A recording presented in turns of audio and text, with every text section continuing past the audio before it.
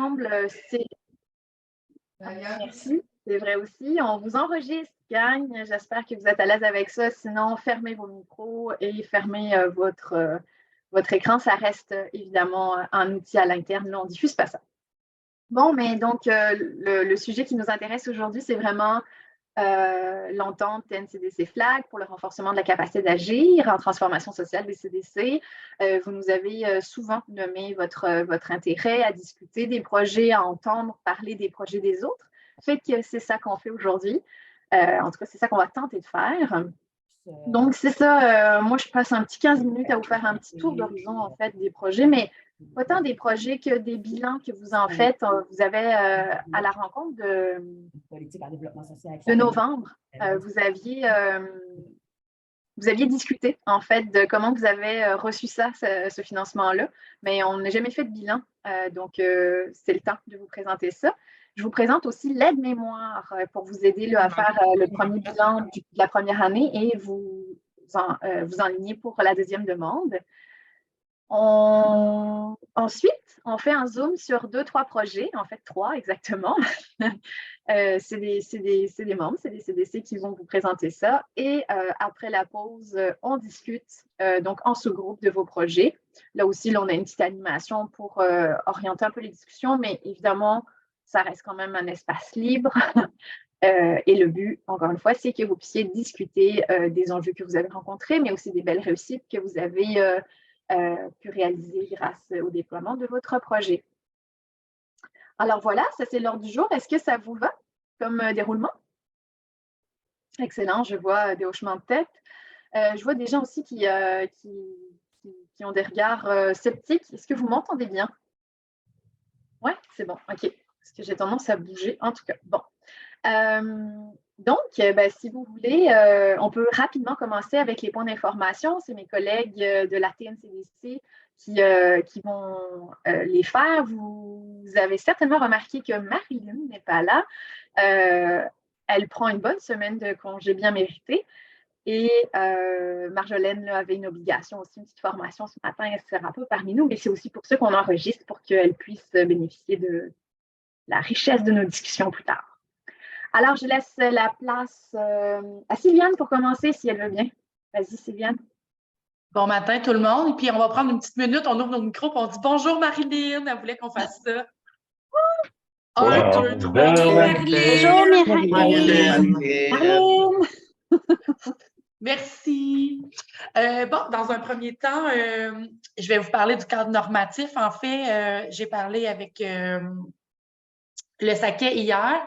Les conventions, là, ça devrait arriver dans les prochains jours, prochaines semaines.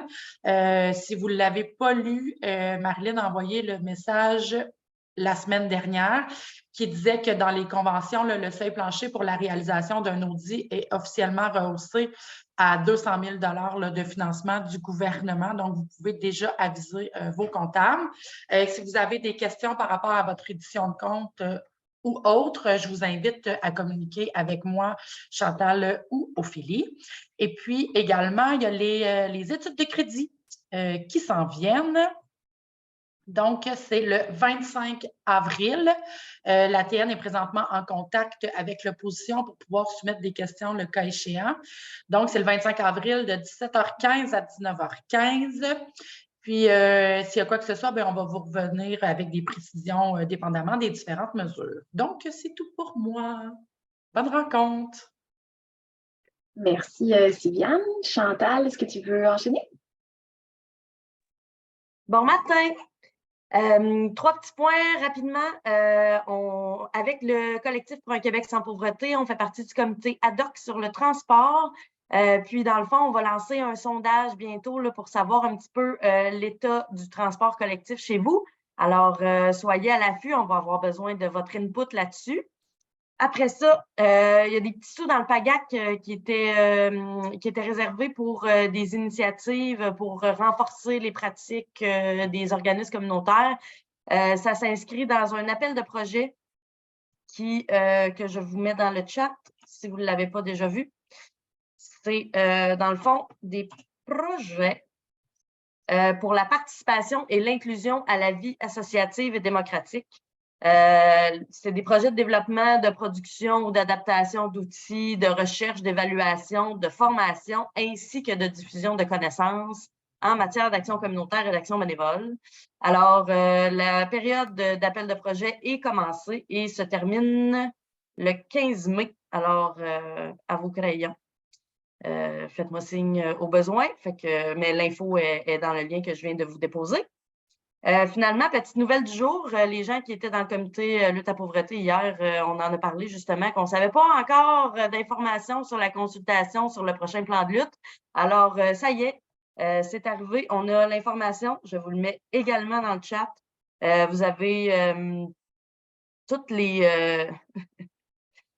infos par rapport à la consultation citoyenne, les questionnaires thématiques, l'appel de mémoire, les groupes de discussion.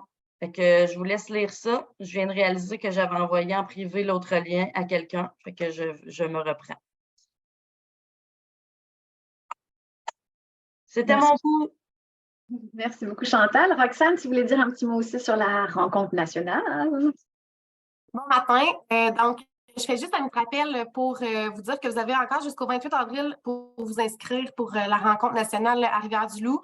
C'est super important comme vous allez voir dans le courriel que Marilyn a envoyé il y a 2 semaines, il faut appeler à l'hôtel pour l'hébergement et remplir le Google Form pour la présence aux activités et aux journées de rencontre nationale.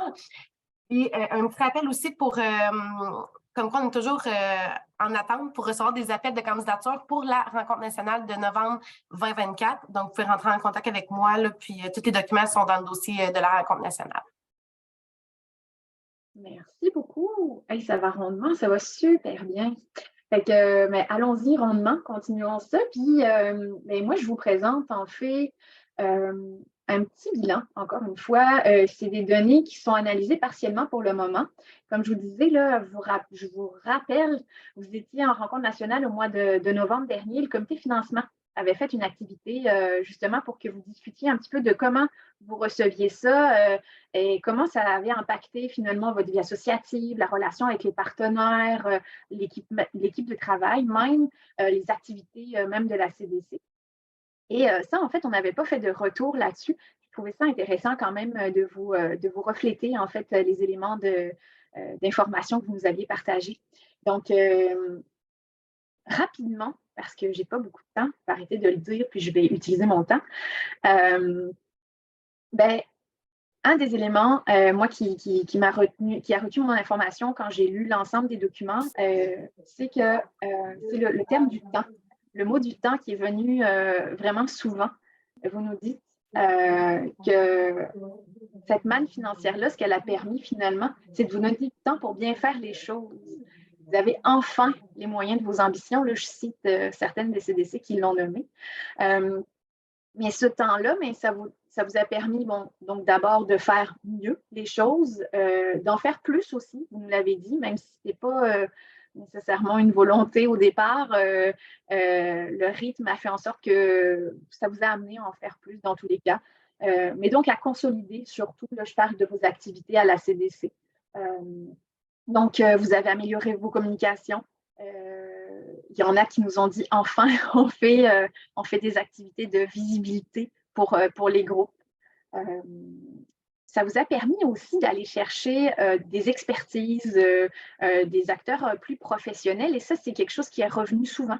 Vous nous avez dit, enfin, on peut faire les choses moins sur le coin d'une table, entre guillemets, plus professionnelles. Ça va pour les formations, ça va pour les communications. Vous êtes allé chercher des professionnels pour faire vos sites Internet, pour refaire votre image de marque, pour faire de la promotion aussi de vos membres. Donc, cette manne financière-là vous a permis ça aussi.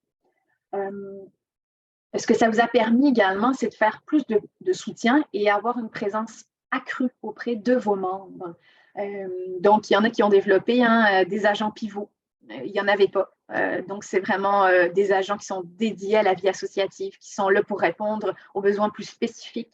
Et ça, c'est ce que vous nous avez nommé également.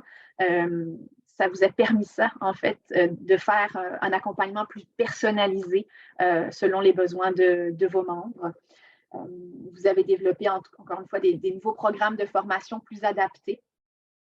Vous êtes capable maintenant, certains en tout cas nous disent qu'ils sont capables d'accompagner leurs membres pour les planifications stratégiques, ce qui n'était pas capable avant.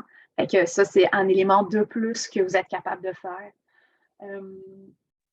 Évidemment, ça a un impact aussi sur le partenariat, les concertations. Vous êtes capable d'être davantage présent dans les concertations et vous avez plus de temps aussi pour faire de la représentation. Un des éléments quand même que vous nous avez nommé, c'est que ce fameux temps-là que ça vous a permis, c'est aussi un temps que vous prenez vous-même pour prendre un tout petit pas de recul et pour vous projeter. En fait, puis pour preuve, hein, vous êtes une trentaine là, de CDC qui, pour leur premier projet, sont lancés dans une planification stratégique. Donc, cette manne d'argent-là, vous avez dit, ouais, c'est chouette, mais prenons un peu de temps pour réfléchir à qu'est-ce qu'on va faire avec ça. Et c'est ça, ça se traduit notamment par une planification stratégique. Et ça se traduit aussi par du temps pour réfléchir, c'est ça, avant de vous lancer dans l'action. Un des éléments aussi que j'ai retenu, qui m'a marqué à travers l'ensemble des documents que j'ai pu lire, c'est que cet argent-là vous permet de maintenant faire des choix. Ça a l'air assez banal, mais c'est quand même, en fait, essentiel. Un des exemples concrets, vous nous dites, ben moi, maintenant, je peux faire le choix de prendre ou pas une fiducie. Avant ça, je n'avais pas le choix parce que j'avais besoin des fonds qui étaient dédiés là, pour la gestion du projet parce que ça me permettait de maintenir une ressource à temps partiel, etc., ou faire des montages financiers. Maintenant, je peux faire le choix de dire non, moi, je ne la prends pas, cette fiducie-là. Donc, c'est quand même considérable de pouvoir faire des choix. J'ai trouvé ça important. Un autre élément qui est quand même transversal là, à l'ensemble des enjeux que vous nous avez nommés, c'est que vous restez tous et toutes sensibles, en fait, à la réalité de vos membres. On va y revenir là, sur les membres, sur l'impact à la vie associative. Dans la majorité des cas, en fait, quand même, en général, les membres ont été très enthousiastes, très heureux, même de dire enfin notre CDC a les moyens de ses ambitions, elle aussi. Que ça a dynamisé aussi la vie associative. Là, on l'a dit, ça a eu un impact sur vos activités. Hein, vous faites plus d'activités de vie associative, plus de formation, plus de moments d'échange, etc. Donc, eux, ils trouvent aussi leur intérêt. Mais évidemment, ça a quand même un impact parce qu'encore une fois, il y a une inéquité qui se crée, hein, vous l'avez dit. Il y a beaucoup de... on augmente notre capacité d'agir, nous, les CDC. Cela étant dit, nos groupes, on n'augmente pas leur capacité d'agir. Donc, c'est ça. Il y a un enjeu, vous l'avez nommé, vous êtes vigilant à ça, en fait. C'est ça. Vous êtes conscient de cet enjeu-là et vous le prenez en considération quand vous déployez des activités. Justement, si on veut revenir sur la vie associative, bon, oui, ils sont heureux, ils sont enthousiastes. Cela dit, il y a quand même certaines personnes qui ont démontré un peu de jalousie, d'envie, je dirais. La jalousie, c'est un grand mot, là. Mais définitivement, une des solutions, et encore une fois, ça a passé par la planification stratégique, une des solutions pour remobiliser les membres, faire en sorte qu'ils soient partie prenante finalement du déploiement et de l'expansion du rayonnement de la CDC, c'est de les impliquer. C'est ce que vous avez fait pour la majorité d'entre vous. En fait, vous êtes allé chercher leur mobilisation, leur engagement à travers la planification stratégique pour leur rappeler encore une fois aussi que la CDC, c'est pour ses membres qu'elle travaille avant tout. Un autre élément aussi que vous nous avez nommé, ça c'était assez contradictoire. En fait, certains nous disent, ben, le fait qu'on ait une grande équipe, maintenant, on sent que le CA a commencé à se désengager un petit peu. Pour d'autres, par contre, il y en a qui nous disent, ben non, au contraire, nous, ça a titillé en fait l'intérêt de nos membres et au contraire, bon, ils ne sont pas en train de se battre là, mais ils sont plus motivés à postuler pour les postes au CA. Mais donc, on a deux états de situation. Mais donc, un impact quand même sur la vie associative. Moi, je note quand même que généralement, ça a été quand même une réception très enthousiaste. Si on revient justement pour l'équipe, l'équipe, ce que vous nous disiez, puis j'ai vraiment j'ai gardé des mots qui, moi, que je trouvais saisissants. Enfin, enfin, on peut payer dignement et reconnaître l'expertise de nos travailleurs et travailleuses. C'est ce que vous nous avez dit. Donc, une grande majorité d'entre vous avaient amélioré les conditions de travail, que ce soit les conditions salariales ou l'ajout d'avantages sociaux.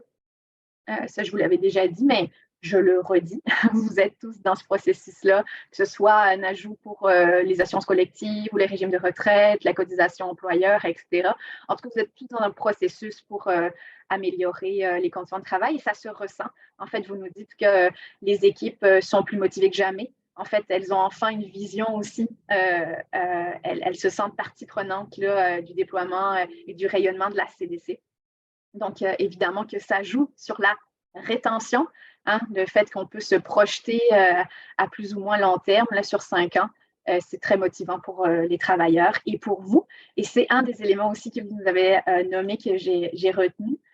C'est que cet élargissement de l'équipe, que ça fait, c'est que c'est une répartition aussi de la charge mentale. Il y a beaucoup de directions qui nous ont dit enfin, je peux souffler un petit peu. Ça ne repose pas que sur mes épaules. J'ai trouvé ça intéressant. Donc, vous êtes en train de réfléchir quand même à la répartition des tâches, etc., dans vos équipes. Mais quand même, je trouvais ça significatif. Évidemment que d'une CDC qui passe de 1 à 2, donc qui double son équipe, c'est extrêmement considérable. Pour une CDC qui avait déjà des employés, qui en ajoute un, ça fait quand même un changement dans l'équipe, on va se le dire, mais définitivement, ça n'a pas le même impact. Donc, là aussi, l'analyse générale, c'est que d'une CDC à l'autre, l'ajout de ressources humaines dans l'équipe n'a pas un impact, n'a pas le même impact, mais quand même, c'est très significatif pour vous.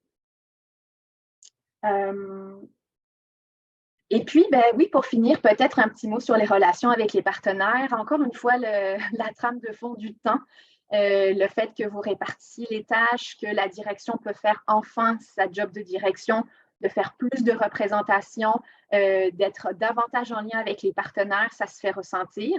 D'abord, une des premières questions qu'on vous demandait, c'est comment les partenaires ont réagi. Donc, ils étaient très enthousiastes pour certains. Évidemment, ça se concrétise par plus de sollicitations aussi pour certains d'entre vous, mais c'est en corrélation aussi avec votre travail que vous faites davantage de représentation, vous voulez davantage être présent auprès des membres, créer des liens avec eux. Donc, ça se ressent.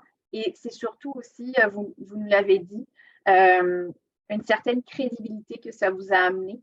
Certains partenaires, enfin, c'est le sentiment que vous avez d'avoir plus de crédibilité auprès de certains partenaires. Un des enjeux que vous avez nommé, c'est que certains partenaires financiers tentent peut-être à se désengager en disant bon, ben, c'est bon, la CDC est financée maintenant. C'est une minorité, mais quand même, il y en a certains qui nous l'avaient nommé. Parallèlement, il y en a d'autres qui nous disent ben non, au contraire, cette manne d'argent-là a été un levier pour nous et la municipalité, par exemple, a doublé son financement à la CDC. Donc, des opportunités qu'on aurait à saisir et des points de vigilance à garder pour pas que les partenaires se désengagent. C'est un peu... ouais, c'est... Ah non, quand même un élément essentiel, en fait. Bon, la crédibilité, le rapport de force. Vous nous le nommez, là, certains d'entre vous nous l'avaient indiqué. Votre posture vient de changer, en fait, autour des tables de concertation. Et donc, c'est ça, vous avez un rapport de force qui est clairement différent auprès des partenaires. Vous n'êtes plus en train de quêter de l'argent auprès des partenaires. Vous êtes un acteur à part entière sur les tables de concertation. Certains nous ont même nommé le fait que vous pouvez maintenant mettre parfois des billes autour de la table. Encore une fois, ça change la posture, puis ça ajoute à votre crédibilité. Donc, voilà, c'est un peu le portrait très succinct que je voulais vous faire des discussions que vous aviez menées. Et je trouve que ça met bien la table, en fait, pour la discussion qui va s'en venir sur les projets. les projets, justement, à l'ARN de mars, on vous les avait un petit peu présentés, mais très rapidement. Alors, je voulais refaire un petit zoom, tout simplement, sur les projets. Comme je vous l'avais dit, là, je vous l'ai dit, là, une trentaine qui ont fait une planification stratégique, mais ce n'était pas les seuls. Là, vous avez une multitude de projets que vous avez déployés dans une année. Vous êtes très prolifique. Bon, mais donc, pour les projets, par exemple, en développement social, comment ça s'est traduit? La plupart, vous avez ajouté, en fait, une ressource à l'animation, la coordination ou même la mise en place d'étapes de développement social. Vous êtes même allé travailler plus spécifiquement sur des tables pour le logement, l'immigration, le transport, donc des tables qui n'avaient pas pu jusqu'à date être mises en place et que le projet de la FLAC vous a permis de déployer sur votre territoire. Pour la mutualisation des ressources, il y a beaucoup de CDC qui ont travaillé là-dessus, en fait, pour leur projet FLAC. Mais très rapidement, Francis, vous avez parlé de son équipe tactique locale qui essayait de mettre en place. Il y en a d'autres qui ont embauché, en fait, entre deux CDC notamment, qui ont embauché une ressource pour les communications de leurs membres et de leur propre communication. Et puis, il y a une ressource qui a été partagée aussi pour les besoins en gestion des ressources humaines, puis ça, Geneviève va nous en parler tout à l'heure. Pour les projets en communication et promotion, on n'a pas à réinventer la roue, mais quand même, beaucoup sont allés chercher des agents de communication, à la fois pour faire les communications donc à l'interne, mais aussi, encore une fois, pour travailler davantage en promotion de leurs membres, de l'action communautaire autonome aussi auprès des partenaires, etc. Il y a aussi la refonte de site Internet, retravail de l'image de marque. Vous avez fait des galas de reconnaissance, des galas de bons coups, encore une fois, pour faire rayonner l'action communautaire sur le territoire. Il y en a qui ont réaménagé leurs locaux et ça fait une différence, en fait, dans la visibilité pour leurs membres. Voilà, pour les groupes, par exemple, en lutte à la pauvreté et à l'exclusion sociale, il y en a certains qui sont venus consolider des projets en sécurité alimentaire. Il y en a qui ont déployé un système qui travaille en fait au déploiement d'un système alimentaire intégré local. Vous coordonnez aussi une table en itinérance. Il y a certaines CDC au Bas-Saint-Laurent notamment qui travaillent à la sensibilisation aux préjugés, en Abitibi aussi. Et le financement vous a même permis de dégager une ressource pour animer une table de lutte à la pauvreté au niveau local. Ce n'est pas exhaustif. Je vous garoche beaucoup d'informations. Mais vous allez avoir la chance là, de mettre un visage sur les projets que je viens de vous décrire, puisque vous allez avoir la chance d'écouter les personnes vous raconter leurs projets. Donc, pour finir ma petite partie à moi, je vous présente maintenant, si vous voulez bien, puis là, c'est vrai que je vais partager, par exemple, mon écran. Si j'y arrive. Bon, je vais y arriver. Ah.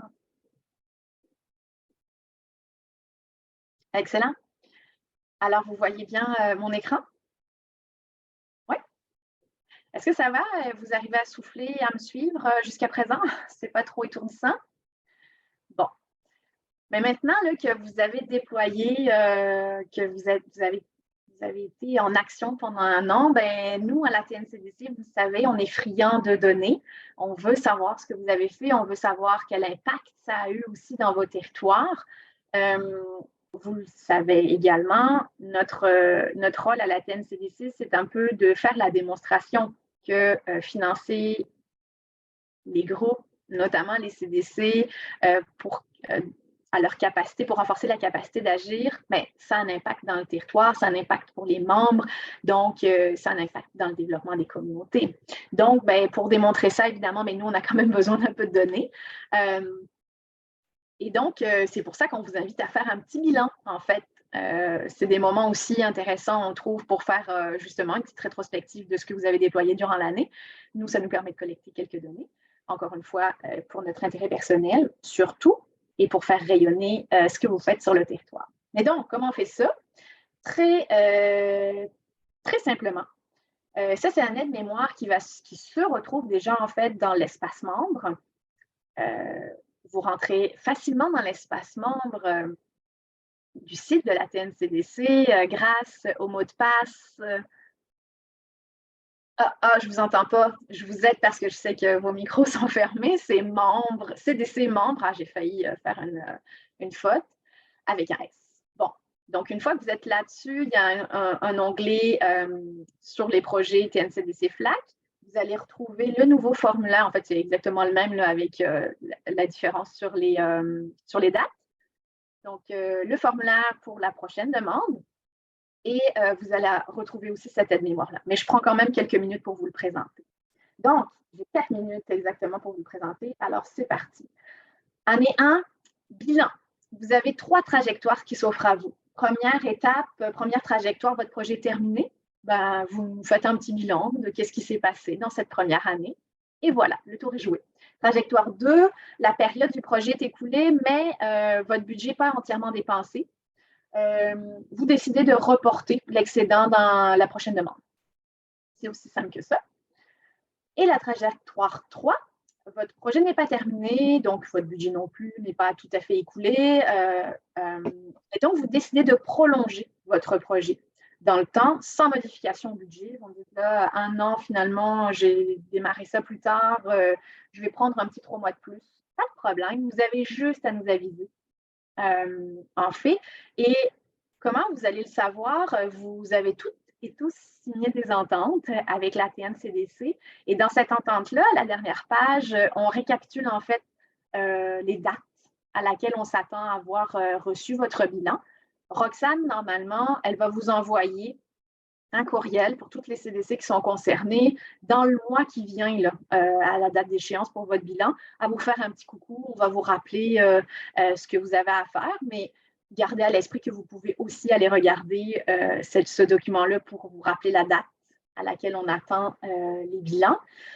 Si à la date d'échéance, vous n'avez pas fait votre bilan, il n'y a pas d'enjeu. En fait, la date, nous, on l'a mis court, 1 mois, pour s'assurer qu'il n'y a pas trop d'attente entre le premier budget et le deuxième budget si vous voulez poursuivre votre demande. Si vous mettez 6 mois à nous faire un bilan, ce n'est pas grave, là, prenez le temps que ça vous prendra. C'est juste qu'il faut que vous ayez réalisé votre bilan pour demander les fonds pour le deuxième projet. Donc, ça, c'est la première étape. Première étape, on fait le bilan.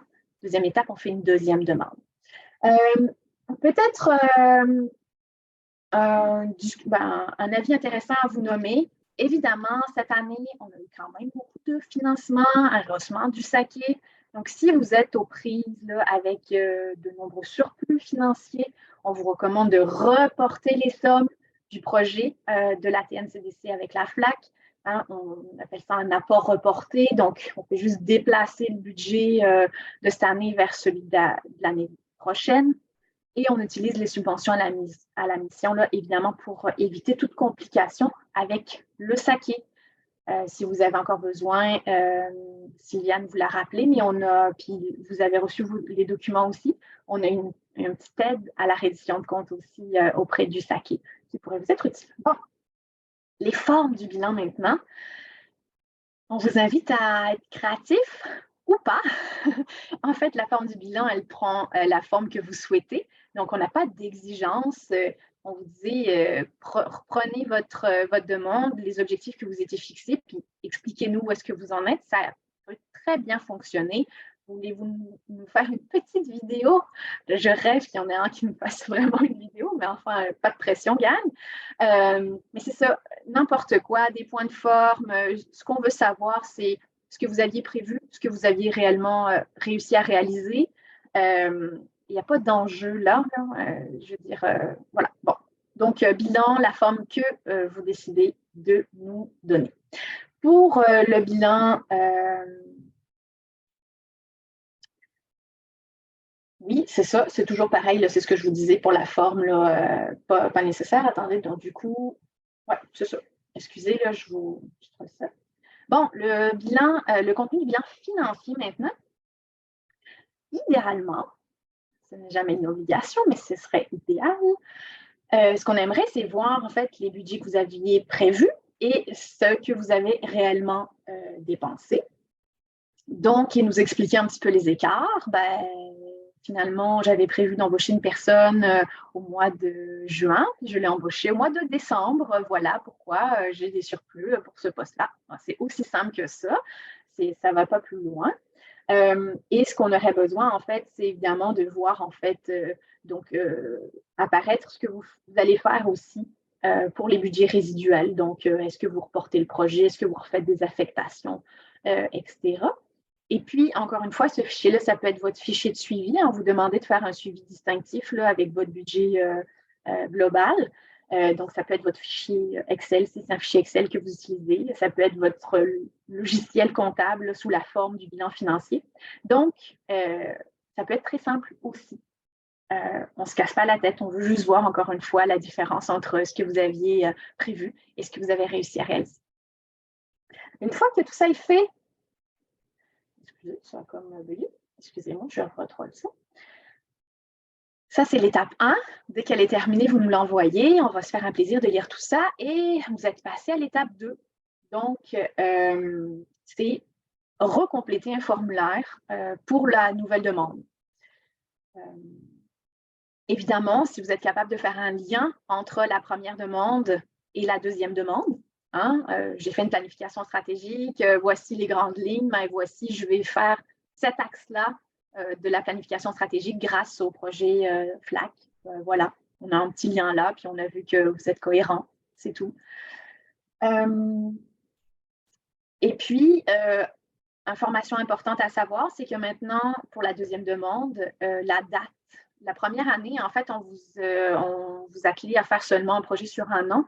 C'est aussi parce qu'on avait le goût que vous preniez le temps d'y réfléchir, mais aussi parce qu'on avait des restrictions financières. On ne pouvait pas vous décaisser l'ensemble de la somme. Nous, on les reçoit par année. Bon, mais maintenant, pour la deuxième année, vous pourriez nous déposer un projet sur les 4 prochaines années, si vous le désirez. Donc, du 1er avril 2023 au 31 mars 2027. Ça, c'est vraiment la date à laquelle votre projet doit être terminé.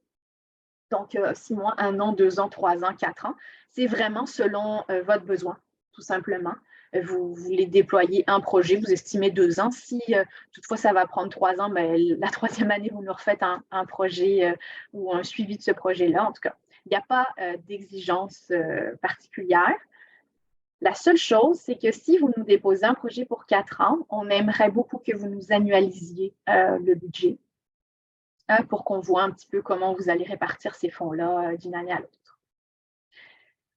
Un élément important que je tenais à vous préciser, on insiste pour que vos projets soient terminés au 31 mars 2027. Tout le monde nous dit « Ouais, mais on sait bien, on va pouvoir reporter, on va pouvoir… ce sont des choses qui arrivent souvent. Essayons de travailler fort à ce que l'ensemble des projets soient terminés au 31 mars 2027 parce que stratégiquement, on vous l'a dit, nous, on est en train de déployer justement notre plaidoyer pour que ces fonds-là, dans l'idéal, ils reviennent à être dégagés par le SACI, que ce soit du financement à la mission. On n'est pas certaine que dans les 5 prochaines années, ce move-là se réalise. Donc, tout ça pour dire que ça se pourrait qu'on demande un nouveau fonds à la FLAC dans 5 ans. Et si la moitié du budget n'est pas dépensé au bout de 5 ans, ça va être délicat de redemander l'ensemble de l'enveloppe. Donc, travaillez fort à ce que au 31 mars 2027, vos projets soient terminés parce qu'on a l'ambition certainement d'aller rechercher d'autres enveloppes pour les années subséquentes. Voilà. Est-ce que vous avez des questions? Sinon, on est toujours, Chantal et moi, disponibles pour y répondre si ce n'est pas tout de suite. On est au bout du fil ou évidemment au bout des courriels. Oui, j'ai l'Inter-CDC du Saguenay-Lac-Saint-Jean qui a une question. Là, j'ai bouché votre… Ouais, vas-y. Allez-y. J'ai une question. Oui. Pardon, on gère 2 micros. Question, si on dépose sur 4 ans, puis finalement, les projets bougent quand même dans l'importance des postes budgétaires, on a quoi comme marge? En fait, chaque année, on va vous demander un bilan. Excusez, attendez, je vais essayer de… C'est parce que j'essaie…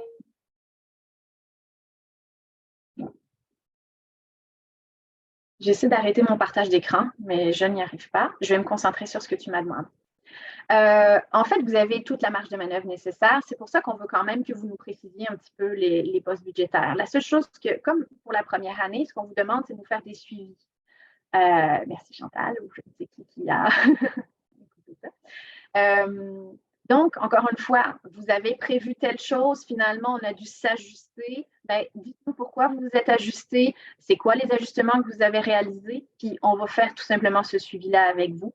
C'est pour ça qu'on vous demande aussi un budget annualisé. On ne vous donne pas un chèque en blanc de 400 000 pour les 4 prochaines années, là. Il faut quand même que vous nous précisiez un petit peu comment décortiquer un petit peu le projet. C'est sûr que sur 4 ans, c'est un peu délicat de se projeter, mais justement, si vous faites un projet sur 4 ans, c'est que nous, on estime que vous avez une vision de votre projet sur 4 ans. Donc, essayez de nous le décrire pour les 4 années. Puis après la marge de manœuvre, on s'en reparle ensemble. Vous nous dites finalement, en fait, ce projet-là, au bout de 2 ans, ben, il est terminé. On avait prévu 4 ans, il est terminé. Ou au contraire, on a un autre enlignement complet. Ben, vous nous redéposez un projet, on retravaille votre projet ensemble. Donc, il y a une grande marge de manœuvre, je dirais. Voilà, si ça répond à ta question. Diane, il y avait Catherine d'abord, puis Diane. Ah, c'est Diane d'abord. Alors, vas-y, Diane. Juste pour vérifier, le document est bien sur le site de la CDC, de la Table nationale? Oui, tout à fait. Il est dans l'espace membre, exactement. Merci. Alors, vas-y, Catherine, et ensuite Jean. Merci. Merci Ophélie. Puis la présentation était vraiment impeccable. Une petite question. Pour la dernière année, comme je viens de revoir notre contrat, nous, ça commence le 1er juillet, enfin en juillet. Est-ce que, par exemple, le budget de la dernière année, si on décide de le présenter sur 4 ans, pourrait dépasser 100 000? Si, par exemple, on a des fonds reportés, est-ce que pendant une année, ça peut être plus que 100 000 et moins une autre année où on doit se limiter à 100 000? Non, donc oui et non, ça fait beaucoup de oui et non. Non, vous ne vous limitez pas. Par exemple, la première année, sur le 100 000, vous avez dépensé 80 000, vous avez un 20 000 que vous pouvez reporter, donc vous avez un budget de 120 000. L'année prochaine, vous me dites, finalement, je vais avoir besoin de juste 80 000, puis le reste, je veux le garder, puis faire 110 000 pour l'année 3 et 4, vous pourriez aussi. Donc, il n'y a pas de restriction. Excellent. Jean, et puis Carole. J'ai compris qu'on pouvait déposer jusqu'en juin. Il y avait des dates déjà pour les projets numéro 2. Là. Mais si, mettons, on n'est pas prêt pour juin, mais qu'on dépose en septembre, par exemple, là, ouais. C'est quelque chose qui est correct, comme par entrée continue, on peut déposer en septembre pour un projet qui se terminerait au 31 mars, par exemple, 2024. Tout à fait. En fait, ce que je n'ai pas précisé effectivement ici, mais qui est précisé dans l'espace membre, c'est que vous avez, on avait décidé des dates. Donc, il reste 2 dates là, officielles, mais ensuite, les analyses vont être faites en continu. Donc, vous nous envoyez votre projet, on l'analyse, on le déploie, on le dépose au CA par la suite. Donc, quand vous êtes prêts, on sera prêt avec vous. Merci. Carole? Question. Donc, dans notre cas, comme bien des CDC, la majorité des sommes sont investies en salaire. Nous, notre projet se terminait au 31 mars 2023. Là, je suis en train de faire mon bilan. Je dois faire mon bilan avant de déposer une nouvelle demande. Par contre, comme c'est du salaire, tu comprendras que je paie du salaire depuis le 1er avril. Est-ce que mon projet qui va être déposé après mon bilan peut se faire de façon rétroactive? Oui, tout à fait. Très bonne question. Ça va être rétroactif jusqu'à la date de ton projet.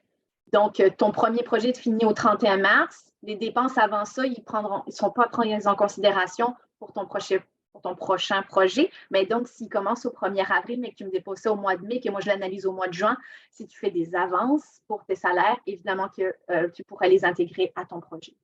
Excellent. Merci beaucoup. Et ça fait plaisir. Si vous avez d'autres questions, gardez-les en tête. Là, je vois le temps qui passe, puis je veux vraiment laisser la place aux CDC qui ont pris le temps, en fait, de réfléchir un petit peu à leur projet, justement, pour vous le présenter. Et si vous voulez, Catherine, là, je sais que tu as une petite obligation, fait qu'on pourrait commencer par toi. Alors, c'est ça, on a 3 CDC qui vont présenter leur projet ce matin. J'ai Catherine Papas de la CDC Côte-des-Neiges qui commence avec un projet. En fait, ce qu'on leur a demandé, c'est rapidement de nous résumer un petit peu d'où venait le besoin de leur projet, c'était quoi le projet, comment ils l'ont déployé, les enjeux, réalités, réussites qui ont pu déceler. Puis ensuite, on a quand même une petite période de questions aussi, 2-3 minutes là, pour interagir avec eux. Alors, Catherine, tu peux commencer si tu veux bien.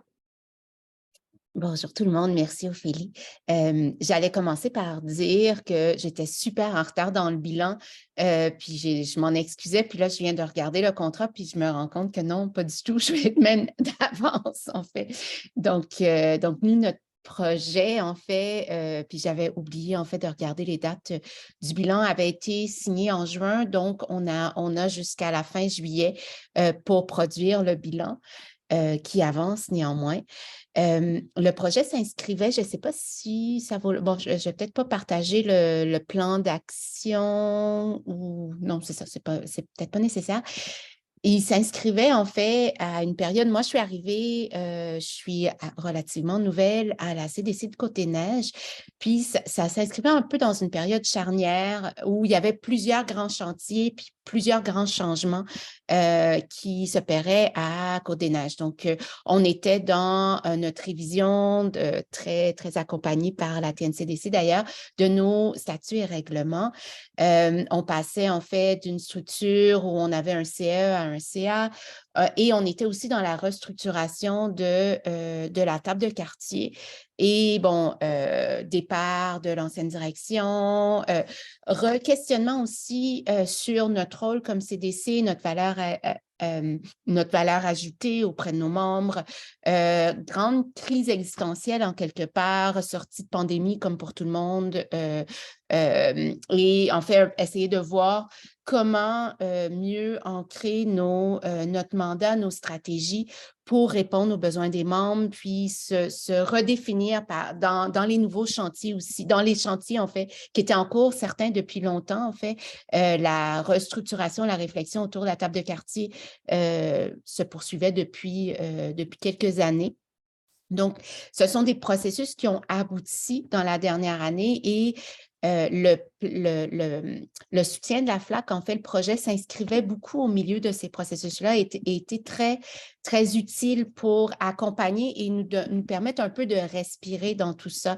Parce que si en plus, on avait des grands questionnements sur comment on va faire pour payer les salaires d'ici la fin de l'année, ça aurait été plus difficile, en fait. Cela dit, le plan d'action qu'on avait présenté, le projet qu'on a présenté, était aussi, compte tenu de tous ces chantiers-là, puis compte tenu de le fait qu'on était dans une période charnière très ambitieux. Donc, en faisant le bilan, on se rend compte qu'il y a des choses qu'on a réussies, puis il y a des choses qu'on n'a pas réussies qui vont être reportées à la prochaine année. Donc, le projet avait 3 axes. L'axe 1 qui était la consolidation, développement communautaire. L'axe 2 qui était vraiment plus au niveau des communications, de la promotion. Puis l'axe 3 qui portait sur la concertation et la mobilisation populaire, en fait.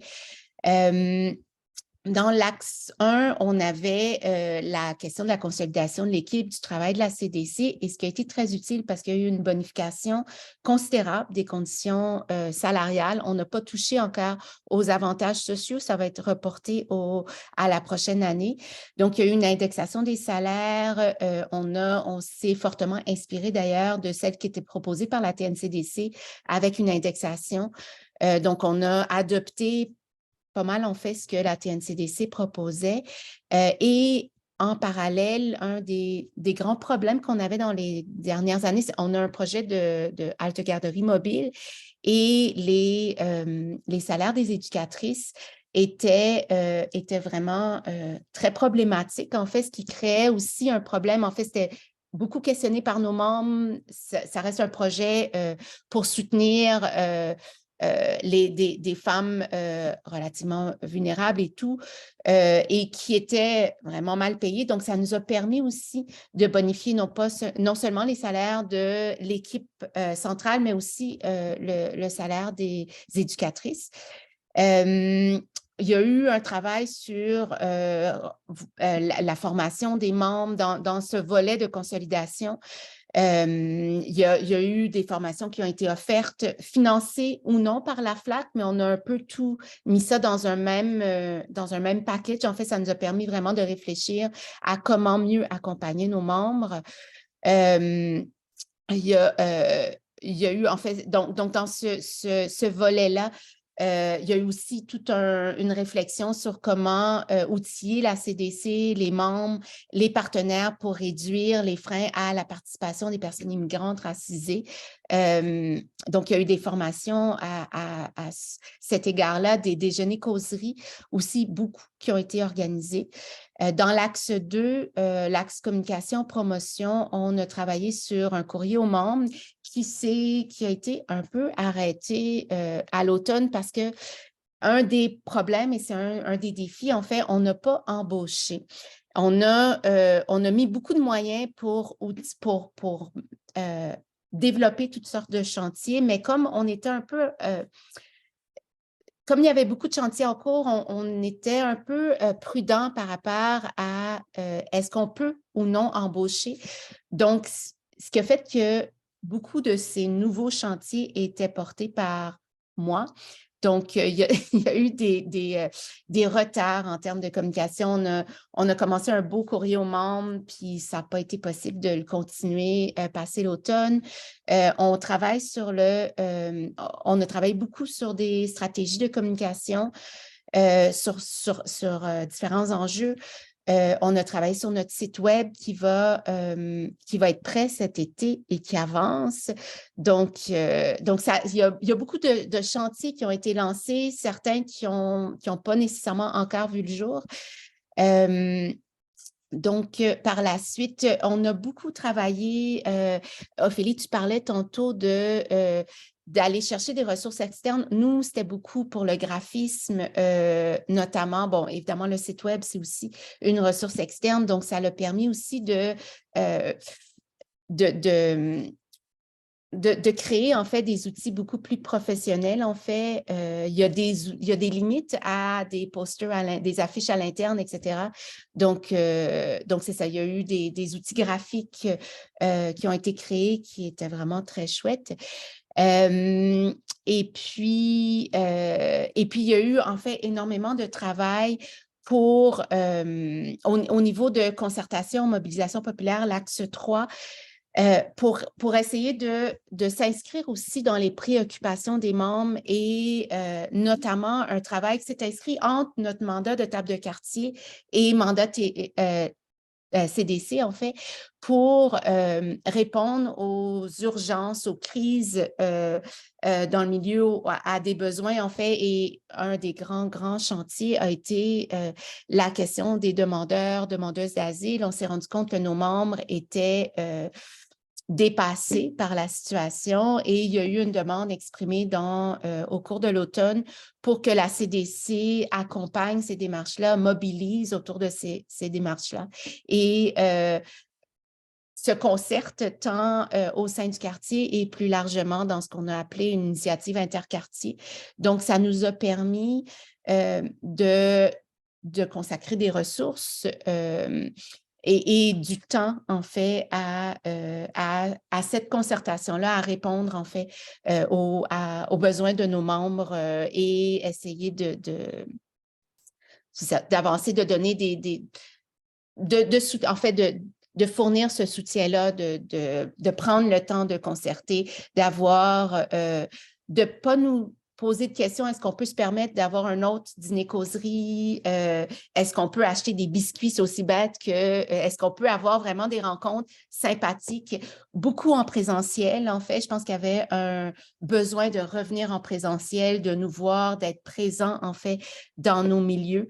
Donc, ça, le fonds a permis ça parce qu'on se posait moins de questions sur est-ce qu'on peut se permettre d'organiser un autre déjeuner-causerie avec un lunch fourni à tout le monde, etc. Oui, c'était possible, en fait. Donc, je ne sais pas si ça fait un peu le tour. Il y a peut-être des questions et tout, mais voilà, très brièvement. Hey, merci énormément, Catherine. C'est toujours intéressant de voir hein, le lien entre ce que je vous dis, puis concrètement, comment ça se passe sur le terrain. Puis c'est ça, cette marge de manœuvre-là, qu'est-ce qu'elle permet? Ben, de saisir des événements, des opportunités, des enjeux, effectivement. Ben, merci infiniment, Catherine. Je ne sais pas si on avait des questions.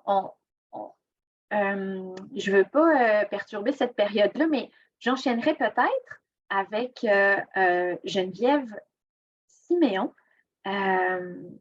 qui doit nous présenter. Alors, Geneviève, je ne l'ai pas vue. Est-ce que tu es là? Oui, pardon. Excuse-moi, Geneviève, tu étais sur mon deuxième écran. Excellent. Mais encore une fois, merci infiniment, Catherine. Puis, Geneviève, je te laisserai donc l'opportunité de présenter ton projet, une petite dizaine de minutes. Geneviève Siméon de la CDC des Deux-Rives. Je t'en prie. Non. Moi, j'ai préparé quand même un petit PowerPoint, fait que je vais Vas-y. partager. Là. Tu devrais avoir les autorisations pour le partage, sinon tu me le dis.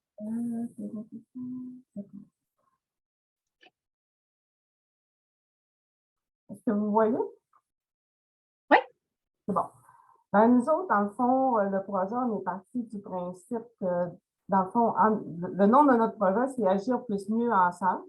Fait qu'on s'est dit qu'en allant plus loin dans certains de nos volets, le plus, puis en consolidant mieux ce qui se fait déjà pour d'autres, ça en concertation avec les membres et partenaires, donc ensemble. Fait que c'était comme un peu notre principe de base. Ce projet-là a permis d'amorcer des actions qu'on pense poursuivre dans les années à venir. Fait qu'on l'a toujours, dès le départ, pensé en continuité pour assurer le développement de la CDC sur le territoire. Puis on veut aussi augmenter la connaissance des organismes et de faire plus connaître nos membres par les partenaires de la population. Puis aussi, ce qui a toujours été important ici pour mes membres de CA, c'est d'assurer un plus grand soutien là, au niveau des membres, ça veut dire qui étaient en augmentation là, suite à la pandémie, puis à la rareté de main-d'œuvre. Puis aussi, on voulait aussi continuer à assurer le meilleur support aux consultations, puis support sur le territoire, d'être vraiment présent. Fait que le besoin, c'est parti parce qu'on avait de plus en plus de demandes à la CDC. C'est une vieille CDC, fait qu'on était connus, on nous demandait de supporter des concertations, de participer à des comités, des projets, puis d'agir en support à nos membres. C'était ça un peu là, la grosse demande. Puis à ce moment-là, on avait 2 ressources humaines permanentes, une à temps partiel sur projet, puis on arrêtait en chômage d'été. C'était vraiment difficile de répondre, puis on était toujours obligé de prioriser. Ça fait qu'il y en avait des choses qui étaient laissées de côté, mais qui n'étaient pas moins importantes. Fait que pour le CA, c'est que le développement de la CDC, ça passait par une consolidation d'équipe, puis aussi par répondre à la demande et être plus présent sur le territoire. Dans le fond, toutes ces demandes-là, ça touchait tous les volets de travail. Il n'y en avait pas un moins que l'autre, peut-être sauf l'économie sociale, parce que quand même, SAO 02 sur le territoire, puis nous, on est plus pour référer à eux autres. Fait que dans le fond, avec un comité de RH, on a élaboré une vision des volets de travail, avec ce qu'on faisait déjà, qu'est-ce qui pourrait être atteint pour qu'on pourrait faire de plus et mieux dans chacun des volets. Puis on est parti des constats, qu'est-ce qu'on avait d'outils sur le territoire. Donc, la présence d'une très grande volonté de travailler en partenariat, en concertation sur le territoire, tant au niveau des membres que des partenaires. Ici, cette partie-là de travailler en concertation est vraiment forte. On a joué beaucoup là-dessus. Il y a la difficulté aussi qu'on a de rejoindre notre milieu rural, parce que selon la grandeur du territoire, puis c'était la taille de l'équipe aussi. Il y avait la demande, la situation post-pandémique, la rareté de main-d'œuvre, l'épuisement de nos ressources humaines qui ont été des facteurs là, qui ont amené un surcroît de demande, tant en concertation qu'en support. La pandémie a permis aux partenaires de mieux connaître la CDC et les années d'expertise, parce qu'ici, on avait quand même un comité de crise COVID qui était en place, puisque tous les partenaires du territoire étaient là, puis on essaie toujours de travailler ensemble pour résoudre toutes les situations. Et ce comité-là se poursuit aujourd'hui, puis c'est un comité de vigilance qui va répondre justement s'il y a des crises ou quelque chose de majeur là, sur le territoire. Puis, il y avait toujours le besoin de mieux faire connaître les organismes de la CDC. Donc, maintenant, avec le projet, ce qu'on a réussi à faire, c'est d'avoir 5 employés permanents, on fait plus de chômage d'été, même qu'on va avoir de la misère, je pense, à trouver du temps pour prendre nos vacances. Puis on a eu une stagiaire rémunérée à 2 jours semaine. On n'a jamais réussi avant à pouvoir rémunérer une stagiaire, fait que c'était quand même un plus.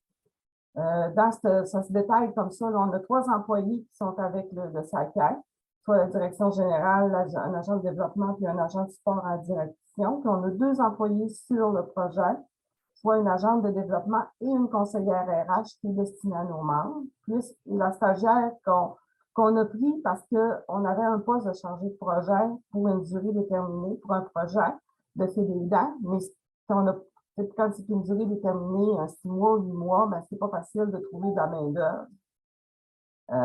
Fait qu'on a l'occasion d'avoir une stagiaire s'est présentée. Fait que aussi, on contribue à former de la relève pour nos membres.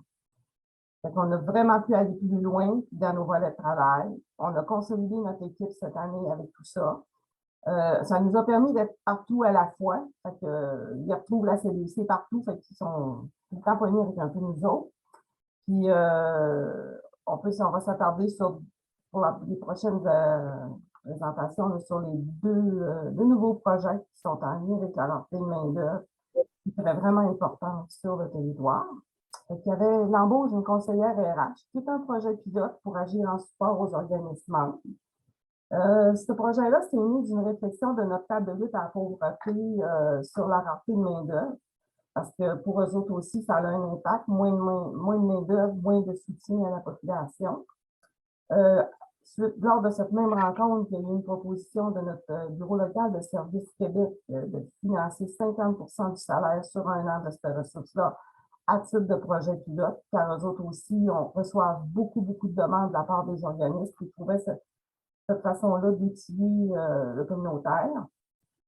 Dans ces tâches, ce qu'elle a réalisé jusqu'à maintenant, c'est beaucoup un processus d'embauche pour les membres. Ça part le processus d'embauche complet ou des étapes selon le besoin. C'est toujours fait en collaboration avec les organismes pour les outiller, pour qu'ils soient capables par la suite eux autres mêmes. Elle fait des recherches de ressources aussi, comme on a eu un projet concerté de l'impôt pour les personnes à faible revenu, fait que la conseillère RH, qui est Andrea, d'ailleurs, est dans le groupe InterCDC qui est en ligne. Ça nous a aidé à trouver la ressource. Elle nous a aidé à trouver une formatrice pour la loi 25 pour avoir une formation qui est beaucoup plus locale, qui va suivre un outil. Elle fait du développement d'outils aussi. Ça, c'est des choses qui sont en cours, qui vont servir à nos membres, tout ce qui touche les RH. Elle est beaucoup demandée pour les grilles salariales. Donc, on a beaucoup d'organismes, dans le fond, pour répondre à leur rentrée de main-d'œuvre, ça passe par vraiment changer les salaires. Les planifications stratégiques, pour ça, on n'a pas encore vraiment eu. Recherche et accompagnement pour des questions de RH d'ordre général, là, tout ce qui est problématique avec un employé, recherche auprès de la CNSST, ces choses-là. Il y a beaucoup de demandes sur le territoire. Le projet nous a bonifié l'offre de soutien de la CDC parce qu'on sera en complémentarité avec la direction. Fait que maintenant, on est 2 à faire de l'accompagnement d'organismes. Ça nous permet des accompagnements du support plus complets aussi, parce que la conseillère qui s'occupe des situations RH, ben, ça libère du temps aussi, moi, ça me libère pour des accompagnements plus poussés. Ce qui a fait que cette année, on n'a même pu, pendant une période, remplacer complètement la direction d'un organisme sans que ça influe sur la CDC pour pouvoir au moins assurer au CA tout l'aspect administratif. Puis l'agente de développement a pu prendre en charge, elle, pour référer les clients d'urgence qui appelaient là. C'était quand même ça qui a été un plus. C'était vraiment beaucoup plus poussé comme accompagnement pour nos membres. Il y a un CIA, il y a plusieurs années, il m'avait dit que je pourrais utiliser une journée par semaine pour ce genre de choses-là, mais on n'a jamais eu le temps de le faire. Le hic dans tout ça, c'est d'habituer les membres là, à demander le soutien de la conseillère RH. Parce que, d'accepter que la direction délègue certains de ces accompagnements-là. C'est une petite résistance au changement, mais si on va y aller. Déjà, il commence à plus connaître son nom et à l'appeler. Ensuite, le deuxième gros point qu'on a eu là-dedans, c'est un projet de recherche sur la rentrée de main-d'œuvre qui s'appelle Écart perception entre la main-d'œuvre en formation et les besoins du milieu communautaire. C'est une recherche qui est toujours en cours. Ça a été aussi suite à un constat lors d'une réflexion là, sur la rentrée de main-d'œuvre. Il y a des hypothèses qui sont sorties qu'on, par la recherche, on veut valider, puis nos partenaires aussi là, qui ont été interpellés par ça. C'est que les étudiants dans le domaine de l'intervention sociale et de la bureautique ne se sentent pas du tout préparés là, à intégrer le marché du travail à la suite de leur formation. Fait qu'ils sortent d'école puis ils n'osent pas appliquer sur les postes, ils se sentent vraiment pas prêts. Chez les étudiants, c'est ce qu'un peu je viens de dire, il y a l'anxiété aussi qui affecte leur capacité à entrer sur le marché du travail. Il faut voir, puis que le milieu communautaire n'est pas considéré comme attractif pour les futurs travailleurs. C'est ça aussi, suite à l'étude, on va avoir l'outillage un petit peu pour être capable de travailler là-dessus. Nos partenaires là-dedans, dans le fond, c'est Cégep de Jonquière via ECA, puis le Centre de recherche et de transfert, et l'Université du Québec à Chicoutimi. Puis là, c'est là aussi que pour une fois, la CDC a pu être un partenaire financier. Ce qu'on n'a jamais pu faire, c'est où on donnait beaucoup de temps, on donnait beaucoup d'énergie, mais comme partenaire financier, non. Mais là, ça a vraiment contribué à soutenir l'intérêt et la participation des partenaires. Puis ça nous a ouvert d'autres possibilités de financement. Fait que dans le fond, ce que ça a fait, c'est que quand ils ont vu que la CDC aussi avait investi, puis que nos partenaires disent ça, d'autres disent, nous autres aussi, ça peut nous intéresser. Peut-être aller plus loin dans notre recherche, parce qu'il est possible qu'il y ait un deuxième volet de recherche à ça. Ensuite, toute l'équipe de la CDC participe à cette recherche-là. On pense que ça touche vraiment tout le monde et que c'est important que tout le monde soit intéressé par ça. Il faut dire aussi que notre équipe est constituée beaucoup d'universitaires qui adorent la recherche, fait que ça leur donne l'occasion de s'amuser là-dedans. On a aussi les deux milieux scolaires, ils sont là pour créer les focus groups dans les différents programmes. Puis la CDC, elle est la partie pour faire le lien, pour faire la même chose avec les directions. Donc ça, c'est un peu notre projet de recherche. On va voir ce que ça va donner comme résultat, puis qu'est-ce qu'on peut faire avec ça, si on peut aider au niveau localement. Sinon, un facteur de réussite majeur dans notre projet, ça a été qu'on a dû déménager. Mais c'était vraiment un plus. On était d'un lieu vraiment difficile d'accès. On était au 12e étage d'un édifice du Cégep avec un stationnement payant. Il fallait que les gens marchent beaucoup. C'était vraiment complexe. Il y avait peu d'espace de stationnement aussi disponible. Mais on avait vraiment une belle vue au 12e étage sur Jonquière. C'est la seule chose qu'on regrette vraiment. Le Cégep avait vraiment beaucoup besoin d'espace pour des cours, des projets. Fait que nous, c'était plus possible d'agrandir. On était pognés dans nos 4 petits espaces. On avait perdu notre salle d'accès à une salle de réunion avec des travaux majeurs. Et un coup de chance, c'est que cet été, vu qu'on était déjà déménagés, mais depuis, il y a eu de l'amiante, ils ont mis dehors tout le monde des locaux pour une période importante. Fait qu'on aurait vraiment été mal pris. Ça a été vraiment un coup de chance. Présentement, on a une localisation au centre-ville. C'est facile d'accès pour nos membres et partenaires.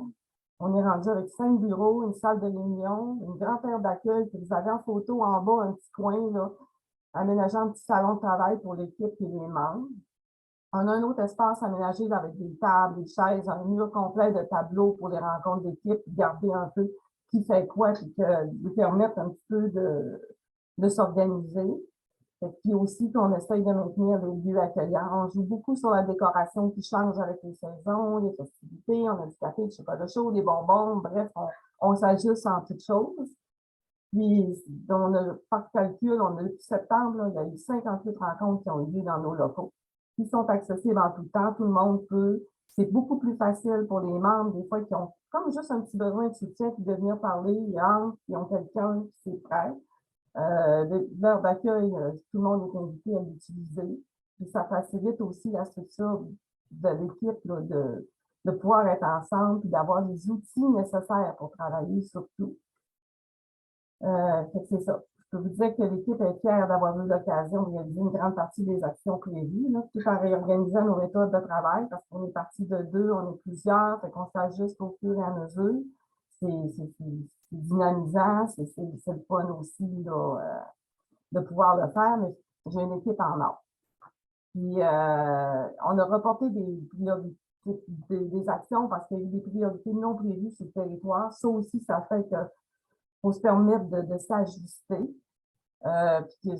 Surtout que c'était des priorités qui demandaient de l'action concertée puis rapide aussi pour le bien-être du territoire de Jonquière et de la population. C'était une priorité.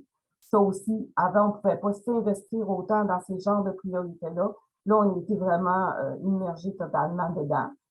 On est plus présent, plus demandé. On peut réaliser pleinement nos volets de travail, mais ça ne veut pas dire moins de travail. Au contraire, on est complètement débordé, notre agenda est plein. On fait des espaces pour quand il y a besoin des membres. Fait que c'est ça. Si on a des intéressés, on cherche encore dans nos agendas. Il nous reste 2 portes à peinturer. C'est nous qui avons fait la peinture, c'est ça. C'est un peu ma présentation. Merci infiniment, Geneviève. C'est super intéressant de voir effectivement que ces fonds-là peuvent être aussi des leviers pour aller consolider des partenariats, notamment avec Service Québec ou avec, dans le cadre de la recherche, d'autres acteurs universitaires ou de la recherche. Merci infiniment, Geneviève. C'est la pause. On a un petit 6 minutes de retard, mais c'est rien de non gérable. Si vous avez des questions, mais gardez-les. J'avoue que l'espace est moins propice là. Mais on va les prendre, puis au pire, on échangera par la suite dans les sous-groupes ou au retour ensemble. Merci encore une fois, vraiment, Geneviève, c'était parfait. On a vraiment eu une belle vision de ton projet. On prend une pause, on revient à les 16. Ça va si on est court de 5 minutes, si vous m'en voudrez pas trop. J'essaie surtout de garder le plus de temps possible pour que vous discutiez. Ah, merci. Il y en a qui me font des petits pouces en l'air. Là, ça va, vous survivrez. Un petit 10 minutes. Fait que, et 16, à tout de suite. Et 17, là, ça y est, ça va. Et 17. Merci, à tout de suite. Merci encore, Geneviève. Je sais que toi, tu vas rejoindre tes collègues. Non, mais je termine la rencontre ici, puis après ça, je vais les rejoindre. Ah, OK. Ben, en tout cas, merci beaucoup pour la présentation. C'était vraiment, vraiment inspirant. Merci. Désolée, du coup, j'ai un peu escamoté le temps d'échange. J'espère que tu ne m'en veux pas trop, mais. Ouais. Excellent. Alors, pour finir la présentation, on aurait Jacques et Sylviane de la CDC de Beauport qui vont nous présenter leur projet. Donc, une petite quinzaine de minutes encore. Même 10-12, on est capable. Et ensuite, je vous explique un petit peu le déroulement des discussions en sous-groupe. Ça vous va? On va laisser quand même une petite seconde là, pour que les écrans, si vous décidez de garder vos écrans fermés, il n'y a pas de problème, mais faites juste nous un signe que vous êtes de retour. Bon, excellent. Une majorité sont de retour. Fait que je vous en prie, CDC de Beauport, à vous. Oui, bien, vous voyez l'écran partagé? Oui, tout à fait. OK, super. Parfait. Peut-être dans un premier temps, j'aimerais juste remercier la Table nationale et le conseil d'administration qui ont travaillé fort pour arriver à cette entente avec la Fondation Lucie André Chagnon, qui fait une différence partout où il y a des CDC. Du côté de Beauport, évidemment, on a retravaillé notre planification stratégique. Donc, on était dû, après 5 ans, d'une mise à jour d'une planification stratégique. On était accompagné par Communagir dans ce dossier-là. Également, on a travaillé sur la politique salariale et conditions de travail. On a mis en place un programme d'aide aux employés qui a été fort apprécié de la part des employés. Et dans les projets, si on pourrait le nommer projet, il y a deux volets importants sur lesquels on a travaillé. Le premier, c'est un retour aux membres. On pourrait l'appeler comme ça. Donc, l'activité de la rentrée. À chaque année, en septembre, on a une activité de la rentrée avec nos organismes. Et cette année, en fait, l'année passée, on a eu un invité qui est Bruno Landry, qui est connu par RBO, je pense. Et puis, donc, les 10 commandements de Bruno Landry, vous voyez, une bonne participation. Les gens étaient vraiment, vraiment contents de se retrouver. Et l'autre volet, toujours pour le retour aux organismes, c'est un colloque de formation. Vous voyez les photos à droite. Donc, un colloque de formation sur 2 jours au Manoir Montmorency. Et le thème cette année, c'était l'humain au cœur du développement, donc le chantier ressources humaines. Donc, sur 2 jours, on avait des formations autour des ressources humaines, des échanges. Et en fait, ça a été un coup de circuit. Cette année, en 2023, on le refait. Un autre colloque sur 2 jours, mais cette fois-ci, ça va être sur la communication. Les gens ont vraiment apprécié cette approche-là. L'autre volet super important qui nous a, qu'on a utilisé à partir des fonds du 100 000 $, c'est le développement du chantier économie sociale et solidaire. C'est quelque chose que la CDC, je ne sais pas, probablement la plupart des CDC, vous êtes comme moi, lorsqu'on faisait notre rapport d'activité, on arrivait à ce point-là, puis on disait, bien, c'était à développer, c'était à développer. Et au début des années 2000, on avait consulté nos membres à savoir s'il y avait un intérêt qu'on aille de l'avant. La réponse était oui, mais on n'avait pas les reins assez solides, on n'avait pas les ressources financières pour aller de l'avant.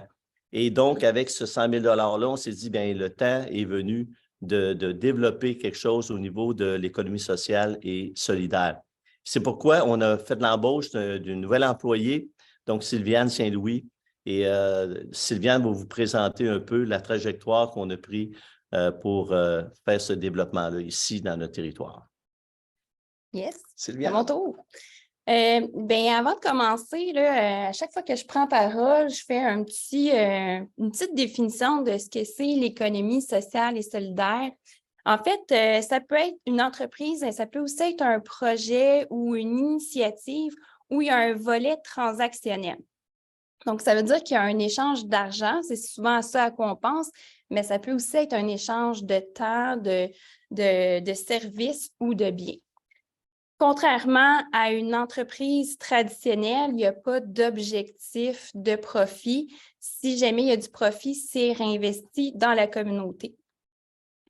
Puis aussi, bien, c'est des organisations qui ont un fonctionnement assez similaire à des organismes communautaires, notamment avec une gestion démocratique. Donc, on peut voir des organismes communautaires avoir de l'économie sociale, ça se fait très, très bien. Quand je suis rentrée en poste, en fait, ça fait exactement 3 mois cette semaine que je suis en poste ici à la CDCB. Puis, Jacques et moi, on avait convenu que j'allais vraiment prendre le temps. Là, Ophélie, au début, tu parlais beaucoup de temps. J'allais prendre le temps de vraiment faire une bonne analyse pour être certaine d'offrir, d'avoir une offre de service qui répond bien aux besoins du milieu, mais aussi de tenir compte de l'ensemble de l'écosystème de soutien à l'économie sociale qui existe déjà ici à Québec. Donc, c'est ça ce que je vous présente aujourd'hui, c'est vraiment ce que j'ai fait jusqu'à maintenant dans cette analyse-là et ce qui me reste à faire d'ici 2023. Je dirais que 2023, c'est vraiment de créer l'offre de service et de la lancer finalement. C'est pas mal ça l'objectif. Alors, ce que j'ai fait jusqu'à maintenant, j'ai fait l'inventaire des ressources en économie sociale. Il y en avait beaucoup, une centaine, mais j'ai vraiment comme sélectionné des personnes ou des organismes plus à Québec et je suis allée les rencontrer. Donc, disons, les acteurs clés pour me présenter, pour signifier mon intérêt à travailler en partenariat avec eux. Ensuite, j'ai aussi pris contact avec certains d'entre vous, donc certaines CDC qui offraient déjà des services reliés à l'économie sociale. J'ai aussi pris, ça peut paraître logique là, ou simple, mais c'est important. J'ai pris le temps de comprendre l'essence de notre CDC. Donc, je suis nouvelle dans le monde des CDC, puis je voulais vraiment que l'offre de service reflète bien qui on est, notre mission, nos valeurs. Avec toute cette information-là, j'ai pu dessiner le parcours d'un projet d'économie sociale. Donc, c'est quoi les différentes étapes qu'on doit traverser pour mettre sur pied un projet d'économie sociale qui fonctionne bien. Et finalement, avec tout ça, j'ai pu définir c'est quoi notre place qui nous appartient à nous dans tout cet écosystème-là, écrire notre mission et faire l'ébauche de notre offre de service. Ne faites pas le saut, là, je ne vais pas vous définir au complet ce parcours-là. C'est pour vous le montrer. En fait, c'est le parcours que j'ai dessiné. Je me suis inspirée de modèles qui existaient déjà, mais je l'ai vraiment mis à la saveur un petit peu plus CDC. Et je suis partie avec cet outil-là pour aller rencontrer aussi nos différents partenaires qui œuvrent aussi en économie sociale pour voir, chacun d'entre nous, où est-ce qu'elles sont nos forces, c'est quoi les services qu'on offre. Donc, ce qu'on a réalisé à Québec, c'est qu'il y a beaucoup, beaucoup de soutien à partir de l'étape 4 et plus. Là. Donc, quand il y a un groupe de personnes qui a déjà une idée, qui a déjà une équipe bien implantée, ils ont une idée d'entreprise, c'est quand même bien structuré, là, ils sont bien accompagnés. Mais avant ça, il y a un manque et c'est ce qu'on a réalisé avec les différents partenaires. Donc, la CDCB, on se positionne ici dans les partenariats, définition des besoins, idéation, structuration de l'équipe de travail. Parce qu'on a, dans notre essence, dans notre façon d'être, des grandes forces là-dedans. Alors, ces forces-là, c'est la connaissance des besoins de la population et des organismes de Beauport. C'est la base de l'économie sociale, puis c'est ce qu'on est finalement. Un réseau local fort, donc de connaître les organisations, les organismes qui sont à Beauport, les différentes entreprises, ça permet de bien soutenir les projets d'économie sociale.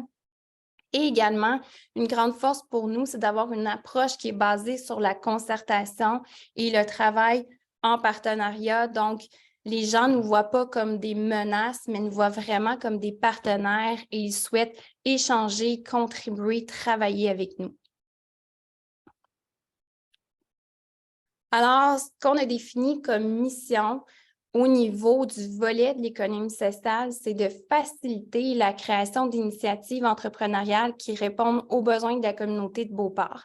Et là, on a une ébauche d'offres de services parce que vous allez voir, je vais la travailler dans les prochaines étapes, mais pour l'instant, on peut s'attendre à un accompagnement et une coordination d'équipes de travail, un partage des connaissances des besoins du milieu, une mise en place d'activités d'idéation et de validation d'idées, une offre d'outils et de support pour aider les équipes qui travaillent sur des projets d'économie sociale et la mise en place d'un réseau local accessible et impliqué.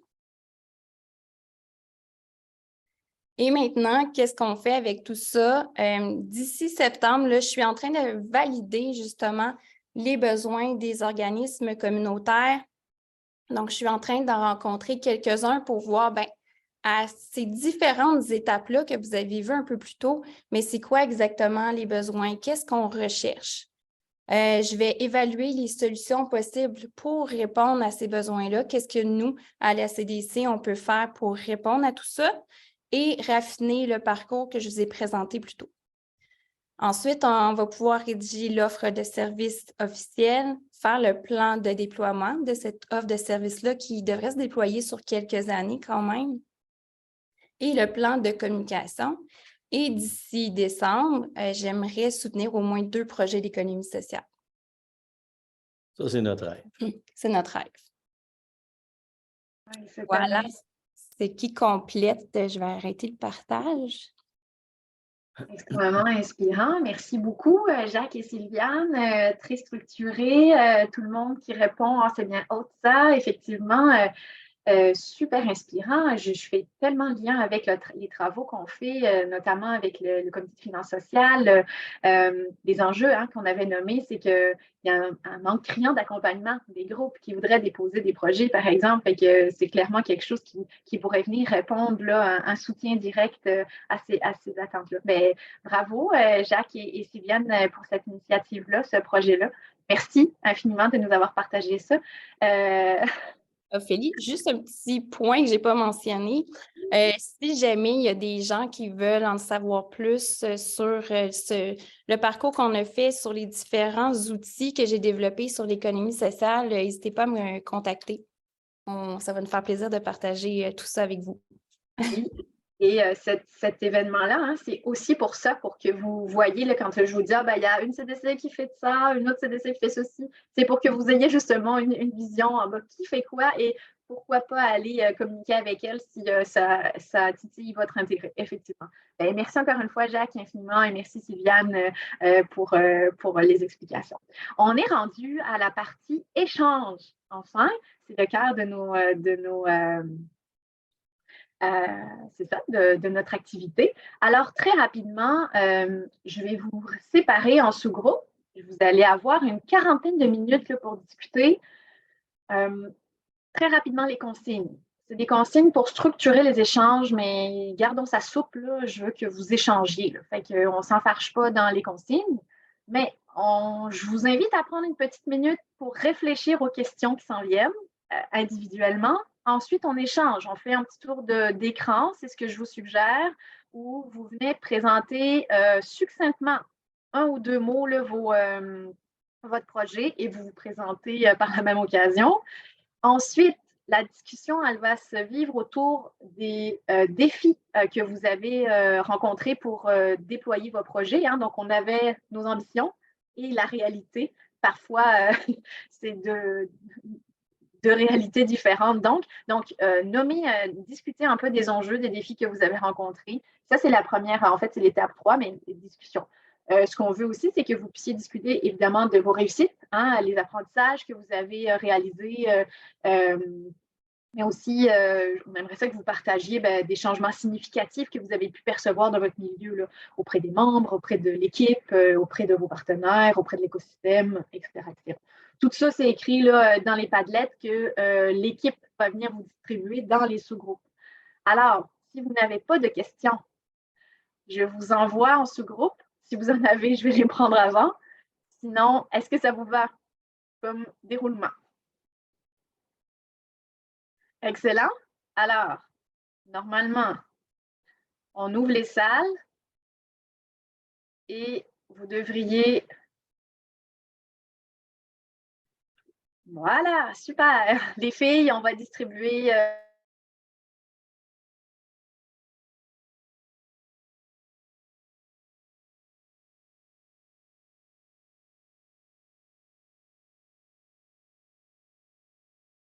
Bon retour parmi nous.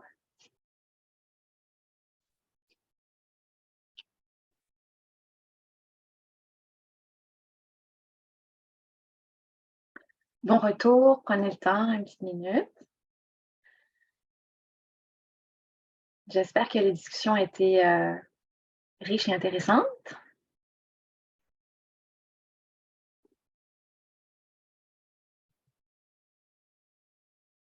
On va attendre que tout le monde revienne.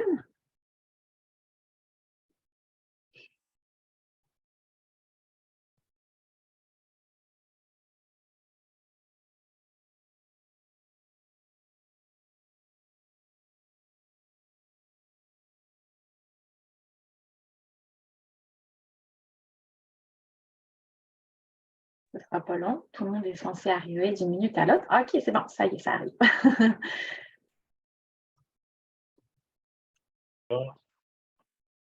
Allô? Alors, merci de vous être prêtés au jeu. On espère que... 5 minutes, inscription quand, les filles? OK, on va juste couper le son. Merci beaucoup, tout le monde. C'est ça. On vous invitait donc à discuter un petit peu de votre réalité sur le terrain. Est-ce qu'il y a des groupes qui voudraient commencer à briser la glace? Ce qu'on voudrait faire, c'est vraiment faire un petit retour collectif là, pour échanger finalement, pour collectiviser les apprentissages. C'est ça que vous avez réalisé. Alors, est-ce qu'il y en a un qui veut se lancer? Sinon, je vais y aller arbitrairement en groupe 2. Ah, Stéphanie. Merci. Excellent. Merci beaucoup. Fait que, allez-y, Stéphanie, puis ensuite Carole. Et attends, il y en a une qui a disparu. Bon, OK. Stéphanie, commence. Ah, c'est Carole. Abitibi-Témiscamingue represent, moi puis Carole, les deux premières qui prennent la parole. En fait, nous, c'était un petit peu hétéroclite là, au niveau, on avait quand même qui devait gérer la décroissance malgré l'ajout de sommes, mais la majorité, c'était quand même justement là, vraiment la gestion de la croissance et même la restructuration de base là, de la CDC, donc vraiment des réalités de développement différentes. Beaucoup, c'est ça, de l'ajout de ressources humaines avec c'est ça, le développement là, de différents volets, différents volets là, vraiment au niveau de soit de la concertation, la communication, etc. Sinon, au niveau des enjeux, enjeux de ressources humaines, de recruter les personnes à mettre en place. Il y avait un peu consolider la base, vraiment se reconcentrer sur consolider la base et de faire vivre notre vie associative. Sinon, c'est ça vraiment pour le développement, là, c'était de continuer à mettre en place les plans d'action ou donc vraiment de poursuivre là, le développement des plans d'action avec de mettre l'emphase sur les différents volets qui n'étaient pas nécessairement touchés. Mais c'est ça, comme je vous dis, on était un groupe très, très hétéroclite là, avec vraiment des CDC qui devaient vraiment repartir de la base. Donc, ils sont comme, on passe de 2 à 3 ou des choses comme ça. Puis, une grosse CDC qui doit, elle, gérer la décroissance. Fait que très, très hétéroclite, un peu dur à résumer. Fait que je sais pas, je sais pas si... Mais c'était très intéressant, super constructif tout le temps, intéressant là, d'échanger là-dessus. Excellent. Merci beaucoup. Stéphanie, c'était dans le groupe 1, si je ne m'abuse. Bon, c'est merveilleux. Alors, c'est Sylviane? Non. C'est Sylviane. Carole. Ensuite, Sébastien, mais j'oublie Sophie Sylvie. C'est ça. Fait que, vas-y, Carole, ensuite Sophie Sylvie. On va y arriver. Donc, dans notre cas, ce qu'on s'est dit, en fait, ce qu'on a retenu, je vous dirais, ce n'est pas nécessairement les enjeux puis tout ce qu'on a discuté, c'est de se dire, wow, on fait des belles affaires quand même, mais il faut s'assurer de rendre visible ce que les CDC font, l'impact sur la communauté, rendre concrètes les retombées, documenter, démontrer, publier, parce qu'il y a une durée dans le temps pour ce financement-là. Puis si on veut pérenniser, pour utiliser le super mot qui fait tant peur et qui est utilisé gouvernementalement parlant, bref, tout ça pour dire qu'il faut démontrer l'impact qu'on a. Et évidemment, pour démontrer l'impact, on va devoir se doter d'outils d'évaluation puis faire des efforts de promotion. Ça vient avec aussi. Ce n'est pas juste documenter pour mettre ça sur une tablette. Puis évidemment, le fait de documenter nous permet aussi d'oser se positionner comme étant des experts en développement social parce que les projets, évidemment, présentés tournaient beaucoup autour de la notion de développement social. Fait qu'on est allé en ce sens-là. Puis ce qui serait peut-être pertinent pour outiller les CDC, c'est prévoir des noyaux de discussion sur des éléments précis qui reviennent en tant qu'enjeu. Tu sais, on parle d'embauche, de gestion d'RH, de partenariat, de gérer la croissance, la décroissance chez vous, Stéphanie, ce que tu as nommé. Mais tu sais, regardez qu'est-ce qui revient de façon récurrente en termes d'enjeux. On peut-tu faire des noyaux de discussion là-dessus pour s'outiller collectivement? Fait que c'est un peu ça qui revenait. Puis là, bien évidemment, là, la gang de l'ATN, vous allez avoir accès à ce qu'on a considéré comme nos enjeux, puis on n'a pas eu le temps de travailler sur les autres éléments qui sont les plus. Mais bref. Fait que c'est ce qui est retenu. Y a-t-il des éléments que je n'ai pas nommés, gang? Ça va? Oui. Donc, sommairement, c'était ça. Merci, Carole. Vas-y, Sophie Sylvie, à toi. Puis ensuite, Sébastien. Donc, de notre groupe, on était sommairement assez nouvelles dans les 2 dernières années. Puis, on a passé beaucoup de temps quand même sur les enjeux qu'on pouvait rencontrer. Effectivement, au niveau des ressources humaines, recrutement qui n'était pas facile, la rétention, la formation, du temps de formation. À l'externe, ben, au niveau de nos partenaires, c'est la disponibilité des partenaires, l'énergie qui était disponible aussi. On sentait une certaine fatigue ou une nécessité de se recentrer sur leur propre mission. Donc, des fois, ils n'étaient pas trop disponibles pour des projets ou des aspects plus collectifs, puis vivent eux aussi des enjeux de roulement personnel. Il y avait comme deuxième élément la gestion de la croissance avec la FLAC, le saké. Le saké est venu un peu changer la donne, peut-être sur ce qu'on pouvait enligner. Ça a été le cas, entre autres, chez nous, où j'avais prévu certaines dépenses, puis que finalement, je les ai consolidées au niveau du saké au lieu de les mettre dans la FLAC. Mais ce qui venait libérer des sommes quand même importantes au niveau du budget de la FLAC. La gestion de la croissance, que c'est facile de s'éparpiller. Le temps que ça prend aussi pour apprendre à se connaître dans l'équipe quand il y a des nouvelles équipes qui se mettent en place. Dans les éléments à retenir, on disait que c'est important de prendre le temps. Si on revenait un peu, là, on aurait peut-être pris plus de temps pour réfléchir avant de déposer des projets, pour que ça soit prévu mieux assis dans le temps, ce que ça demande comme énergie, comme ressources. Donc, d'être peut-être un peu plus réaliste sur les capacités d'agir dans le temps. On sous-estime aussi, c'est le troisième élément, c'est temps. Donc, on sous-estime parfois le temps nécessaire pour déployer des projets. On a un idéal, on est capable de réaliser telle action dans le temps, mais c'est quoi nos réelles capacités avec les imprévus, les départs, l'énergie des partenaires? Donc, on pouvait se dire que des fois, si je pense à nous, on avait plusieurs projets qu'on n'a pas mis en branle parce que les membres n'étaient pas prêts ou parce que finalement, il fallait raffiner avant de se lancer. Donc, il y avait ça. Après ça, c'était mobilisant. C'est un point positif. Donc, on avait enfin le sentiment d'avoir le moyen de nos ambitions. Ça nous permettait de planifier, de recentrer sur nos priorités. Ça nous permet de l'ajout de ressources qui nous pousse, qui nous amène à pousser plus loin. Au niveau des communications, il y avait autant Mathieu que chez nous. Ça nous permet de faire plus d'actions, de visibilité, de rayonnement. Donc, c'était quand même intéressant. Puis, ça nous permettait aussi de faire de l'ajout de services aux membres. Donc, grosso modo, là, c'est ce qu'on a retenu pour partage. Merci, Sophie. Vas-y, Sébastien, ensuite Tania. Oui, donc, groupe 8, je vais commencer par la fin, peut-être notre conclusion qui ressemble un peu à ce qui a été dit ici. Les CDC deviennent de plus en plus attractives, de plus en plus visibles, donc la capacité d'agir, on sent qu'elle est accrue.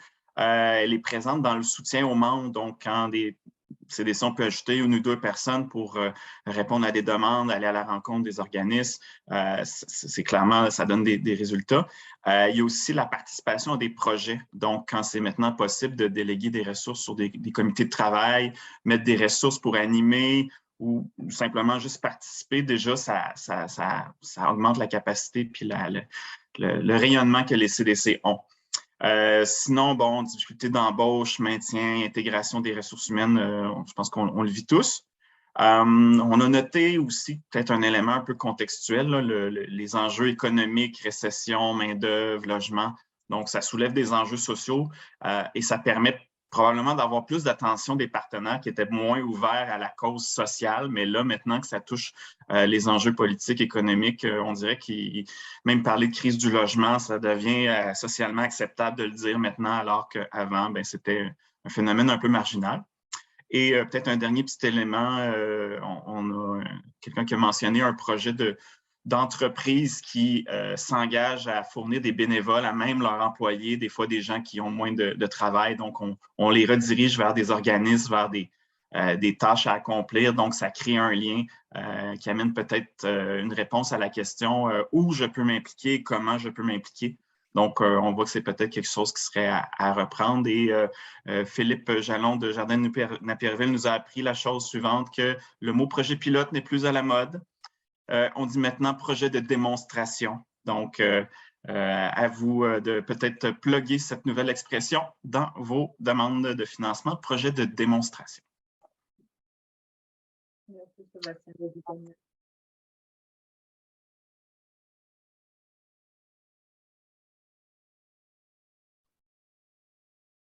Je ne suis pas sûre d'avoir compris. Est-ce que c'est à moi? Oui, OK. Nous, on était 4 CDC avec des enjeux qui se rejoignent et d'autres sont différents dans le sens où il y en a pour qui le 100 000 a été dépensé en entier, d'autres pour qui les projets ont peut-être coûté un peu moins cher, donc on va avoir des montants affectés. Et une CDC qui a joué plus de prudence, là, étant donné que le rehaussement du saké aussi avait un impact là, dans l'atteinte de ses objectifs. Puis si jamais je dis des choses pas correctes, là, mon équipe, là, vous reviendrez là, à la charge. Donc, en gros, il y a eu beaucoup là, au niveau des conditions de travail d'embauche, mais beaucoup d'analyses aussi pour les prochaines années sur ce qui allait être fait, ce qui allait être revu, sur la restructuration des services aux membres. Aussi un gros investissement au niveau de la promotion, puis de la notoriété vis-à-vis le monde communautaire, vis-à-vis nos partenaires, qui a eu beaucoup d'investissement à ce niveau-là. Ensuite, il y a eu 2 CDC qui ont fait des études d'impact, un peu un portrait du communautaire, bien connaître, de notre côté, bien connaître les besoins de nos membres, puis leur rayonnement, puis les relations avec les partenaires. Il y a eu des améliorations aussi des espaces de travail pour améliorer aussi la notoriété de l'organisation. Et il y en a d'autres qui ont profité de ces sommes-là pour investir dans des projets déjà en cours, donc rehausser là, des financements de projets qui étaient déjà là, qui avaient peut-être besoin d'un autre souffle et tout. En gros, c'est vraiment les sommes qui ont été affectées. Puis au niveau des enjeux, c'est sûr que il y en a qui ont des projets d'embauche, qui ont eu des retards ou des choses comme ça. Donc, ça explique les enjeux plus au niveau des conditions de travail, mais on n'a pas beaucoup parlé de ce volet-là dans l'équipe. Merci beaucoup, Tania. Est-ce qu'il y a un autre groupe qui aimerait prendre la parole? Ce n'est pas une obligation, là, mais si vous voulez partager les éléments qui vous ont marqué. Je pense que c'est à mon tour, aller autour de mon équipe. Dans les défis, obstacles, des choses là, classiques quand même qui reviennent, là, mais mettre en œuvre nos ambitions et nos idées avec les ressources, les nouvelles ressources. Donc, pour certains, ça prend un peu plus de temps ou différents enjeux de main-d'œuvre qui dépassent un peu juste notre réalité à nous, là. Donc, ça demande quand même beaucoup à nous-mêmes de s'ajuster à ça. Puis, il y a beaucoup de mouvements. Aussi, je pense que ça prend un certain temps aussi à mettre en place les idées qu'on a. On est quand même dans plusieurs projets de support, vie associative, soutien aux membres, de développement communautaire. Donc, il y a tout un contexte d'être en contact avec les membres, puis de créer le lien, puis la crédibilité aussi un peu de nos idées puis de nos projets. Donc, ça prend quand même un certain temps avant que toutes les choses tombent en place. Puis ensuite, ça c'est bon, relation avec les membres, nanana. Je lis à mesure. Donc, en fait, là, au niveau des apprentissages, des réussites, des changements observés, là, je pense que ça nous enlève un poids sur la différence entre gestion de projet et le support à la mission. Je pense qu'on peut plus assumer notre mission, être un peu plus à l'aise dans notre rôle sur nos territoires. Fait que ça change beaucoup la posture, la perspective aussi avec les projets et nos partenaires. Ça permet aussi de séquencer un petit peu plus l'émergence des besoins dans la communauté puis vers le développement communautaire. Donc, pour moi, il y a comme une séquence qui est plus claire, qui pointe à l'horizon. Sinon, un autre enjeu aussi, c'est peut-être aussi, on était comme tout en transition, certains d'entre nous, on était en transition avec des projets de financement autres. Puis là, l'argent de la FLAC qui arrive en même temps, donc ça vient un peu débalancer un peu le rythme annuel puis les exigences de fin de projet. Donc, je pense que c'est vraiment l'aspect du temps là, qui est encore, qui manque encore un peu devant nous là, pour qu'on puisse avoir une meilleure perspective de l'apport de la FLAC là, dans nos CDC. Je suis allé bien sommaire. Merci. Bon. Ouais. Est-ce qu'il y a un autre groupe qui se décide? Je pense que vous n'êtes pas passé les 8 certains, mais il est 11h30. Peut-être que c'est parce que tout ce qui a été dit faisait écho aussi aux discussions que vous avez eues. C'est bien correct aussi. Je vous remercie infiniment. Ah, Jean, vas-y. C'est là. Je ne sais pas si c'est faisable, mais moi, là, ce que j'aimerais, c'est que quelqu'un ait un genre de listing récapitulatif, là. Tu sais, qui serait comme, je ne sais pas, qui inscrirait études d'impact socio-économique, balado promotionnel, rallye communautaire, animation de développement social, relocalisation de bureaux, tu sais, tout ce qui s'est fait un peu partout, mais succinct pour juste nous, pour se préparer aussi, là pour peut-être notre deuxième projet, mais peut-être aussi notre troisième flag, dire, ben, en cours de route, là, tu sais, hey, c'est fait telle affaire quelque part, puis là, ben, on pourra peut-être juste rentrer en contact avec les personnes, puis dire, ben, comment tu as fait ça? En tout cas, je ne veux pas vous donner de l'ouvrage, Ophélie, je sais que vous êtes très, très occupés, mais ça serait vraiment sympathique, là, si on pouvait avoir quelque chose comme ça, là, qui tient sur une page ou deux, là. C'est noté. Je pense qu'il y en a qui font un signe que ça les intéresserait aussi. Fait que, oui. Notre objectif, on voudrait essayer de vous envoyer ça avant 4 ans. Fait que oui, on va essayer de faire ça. C'est pas compliqué. En fait, on a déjà un bon listing de ce que vous avez fait. Fait que on va juste rendre ça plus digeste peut-être. Je m'appelle, c'est noté en tout cas. Mais merci, Jean, de la proposition. Francis? Oui, puis je vais faire du pouce là-dessus. Écoute, le timing est parfait pour que notre rencontre d'ARN se fasse dans les Chenaux en 2024. On va pouvoir présenter ça, Jean, le comité suivi apprentissage. Yes? ARN des Chenaux en 2024. Thank you. Écoute, je dirais que nous autres, c'est pour recevoir. On n'a pas beaucoup, au milieu rural, on n'a pas beaucoup de delta puis de gouverneurs pour recevoir les gens. Bien essayé, Francis.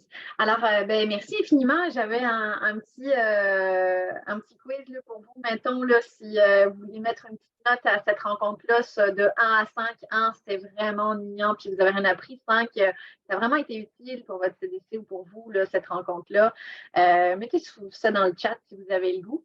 Sinon, merci encore une fois infiniment aux CDC qui ont pris la parole aussi, aux CDC qui ont pris le temps de venir discuter de leur projet avec les autres pour que justement vous puissiez vous inspirer aussi. On fait un suivi, on a pris des notes beaucoup, fait qu'on se revient là-dessus. C'est toujours un défi de collecter beaucoup de données et de retranscrire tout ça. Merci encore une fois infiniment. Il est 11h31, on a réussi à rentrer dans notre temps. Je vous souhaite un bon appétit et puis on se revoit très bientôt. Petit rappel pour ceux qui sont, ça y est, déjà inspirés, qui vont nous déposer prochainement leurs demandes et leur bilan. Envoyez ça à Chantal ou à moi, Ophélie, par courriel. Là, dans l'aide-mémoire, vous avez aussi nos courriels. Sinon, moi, c'est recherche@ncdc.qc.ca. Puis Chantal, c'est développement. Bon. développement@ncdc.qc.ca. Alors, merci encore une fois infiniment. On peut ouvrir nos micros là, pour se saluer si vous avez le goût. Et puis, merci Sylviane a mis nos courriels dans le chat s'il y a lieu. Si vous avez des questions, des interrogations, n'hésitez pas aussi. On est là pour ça. Merci. Merci. Bye-bye. Merci. Bye-bye. Bonne journée. Bye. Hello, à bientôt. Bonne journée. Merci. Bonne journée tout le monde.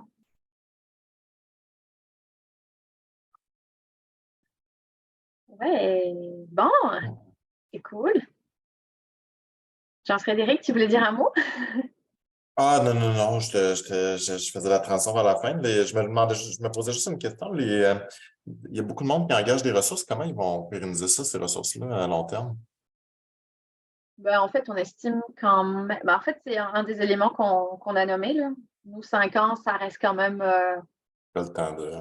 C'est ça, un long terme pour l'action communautaire. Là. Fait qu'on se disait d'ici 4 ans, on sera à la prochaine étape de réfléchir justement à la pérennisation. On le dit souvent, là, nous, notre volonté, c'est certainement d'aller chercher un autre financement auprès de la FLAG. Puis entre-temps, je te dis ça, expérience personnelle, pas dans mon cadre de mon travail de consultant, là, mais quand je travaillais chez Équiterre, on avait un financement c'était Québec en forme dans ce temps-là. On avait bâti un département de 5 employés qui a disparu à la fin du projet, là, 5 mises à pied, finito.